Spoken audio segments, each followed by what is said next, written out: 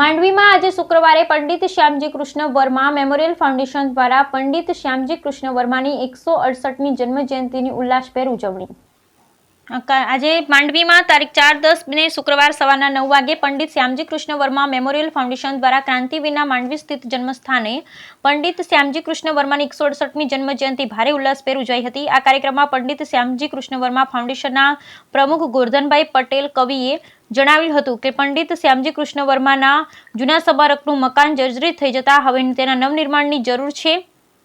આ અંગે સરકારશ્રી દ્વારા વિચાર તેવો અનુરોધ કરેલ હતા। સંસ્થાના પૂર્વ પ્રમુખ ડોક્ટર કેજી વૈષ્ણવે જણાવ્યું હતું કે ક્રાંતિવીર મહાન દાતા પણ હતા તેમ જણાવી આઝાદીની લડતમાં તેમનું મહત્વનું પ્રદાન રહ્યું હતું। આ પ્રસંગે સંસ્થાના પ્રમુખ ગોરધનભાઈ પટેલ કવિ, પૂર્વ પ્રમુખ ડોક્ટર કેજી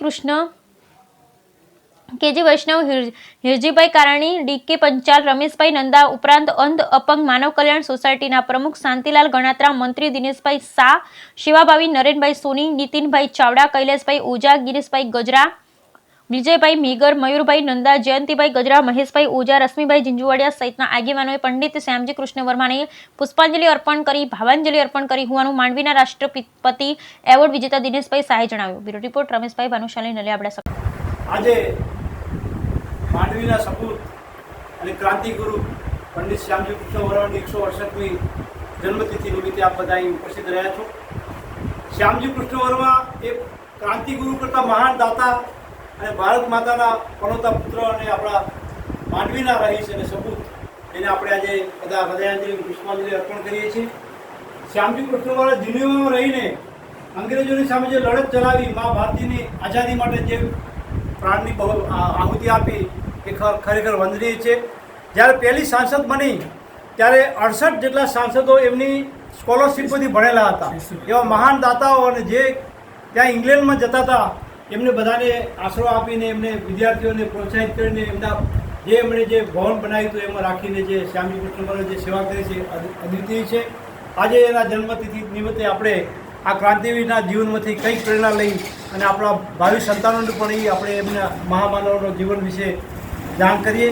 આજે મુખ્યમંત્રીશ્રી પણ પધારવાના છે અને જ્યાં નવું જે શ્યામજી કૃષ્ણ વર્મા સ્મારક બન્યું છે ત્યાં એનો લોકાર્પણનો કાર્યક્રમ છે। 4 વાગે આપ બધા લોકો ઉપસ્થિત રહો એ મારી વિનંતી છે। અહીંયા કવિરાજ અમારા ફાઉન્ડેશનના પ્રમુખ છે અને ઘણા સમયથી આપણે આ સંસ્થાનો નિભાવ ખર્ચ ને એ બધું ભોગવી રહ્યા છીએ અને આ શ્યામજી કૃષ્ણ વર્માના જે આ પુણ્યતિથિ છે, જન્મદિવસ છે એ આપણે ઉજવણી કરીએ છીએ અને અહીંયા આપણું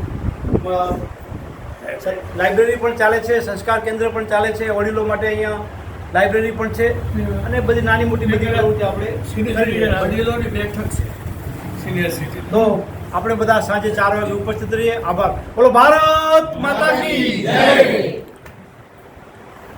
આદરણીય વૈષ્ણવ સાહેબે જે વાત કરી એમાં મારો સૂર પુરાવું છું। વિશેષમાં એક જ વાત ઉમેરવી છે।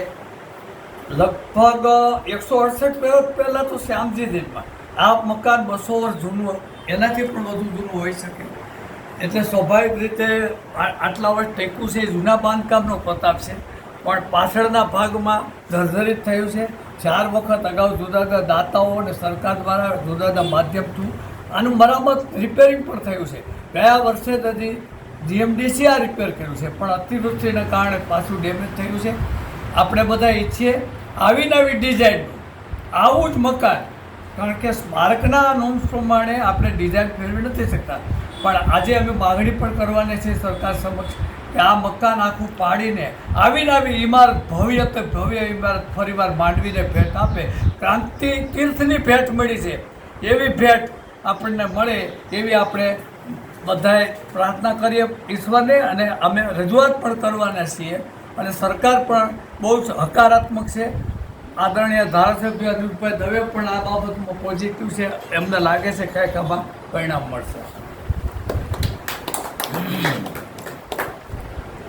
શ્રી કેજી વૈષ્ણવ સાહેબ અને કવિરાજે જે વાત કરી એ પ્રમાણે આપણે બધા ખભે ખભા મલાવીને દરેક વખતે જ્યારે એલાન કરવામાં આવે ત્યારે આપણે બધા પરિવાર સાથે હાજર રહીએ।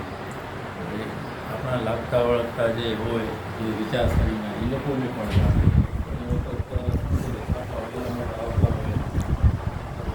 મોબાઈલ પણ વહેલા થોડા જોતા હોય તો ખ્યાલ ન હોય YouTube જઈને આપણે વાત કરીએ.